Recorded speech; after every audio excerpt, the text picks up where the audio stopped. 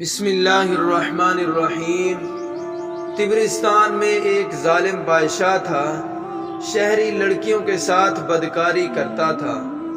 ایک مرتبہ ایک بڑھیا حضرت شیخ ابو قصاب رحمہ اللہ علیہ کی خدمت میں حاضر ہوئی اور کہنے لگی، حضور میری مدد فرمائیں، بادشاہ نے مجھے کہلاوا بھیجا ہے کہ آج میری بیٹی کے ساتھ زیادتی کرے گا۔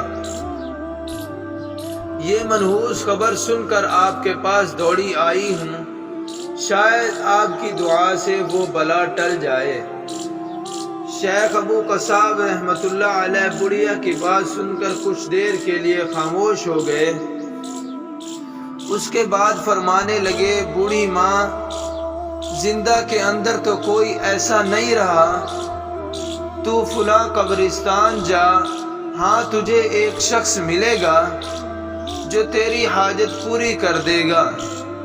ضعیفہ قبرستان میں پہنچی تو وہاں ایک خوشباش نوجوان سے ملاقات ہوئی جس کے لباس سے خوشبو کے فوارے چل رہے تھے۔ ضعیفہ نے سلام کیا اور جواب کے بعد نوجوان نے ضعیفہ کے احوال پوچھے۔ اس نے سارا قصہ کہہ سنایا۔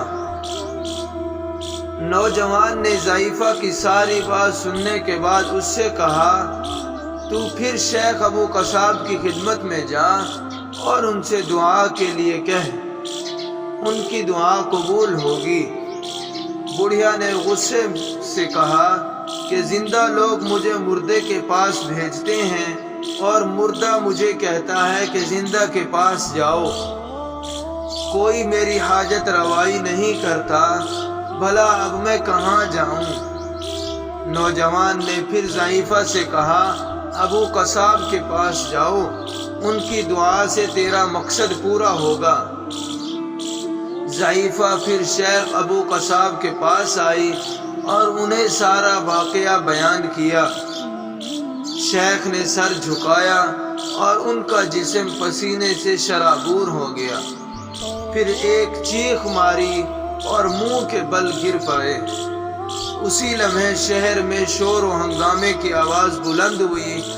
لوگ کہہ رہے تھے، بادشاہ فلاں ضعیفہ کی بیٹی سے زنا کرنے کے لیے جا رہا تھا، راستے میں گھوڑے نے ٹکر کھائی اور بادشاہ الٹ کر نیچے گرا اور اس کی گردن ٹوٹ گئی اور بادشاہ مر گیا۔ اسی طرح شیخ کی دعا سے یہ بلا ہمیشہ کے لیے ٹل گئی۔ بعد میں لوگوں نے شیخ سے دریافت کیا کہ آپ نے ضعیفہ کو قبرستان کیوں بھیجا اور پہلی دفعہ آپ نے دعا کیوں نہیں فرمائی؟ شیخ نے فرمایا، میں اس چیز کو ناپسند کرتا ہوں کہ وہ میری دعا سے ہلاک ہو، اس لیے میں نے بڑھیا کو دوسرے بزرگ کے پاس بھیجا۔ انہوں نے پھر اسے میرے پاس بھیجا کہ ایسے پلید انسان کے لیے دعا کرنا جائز ہے۔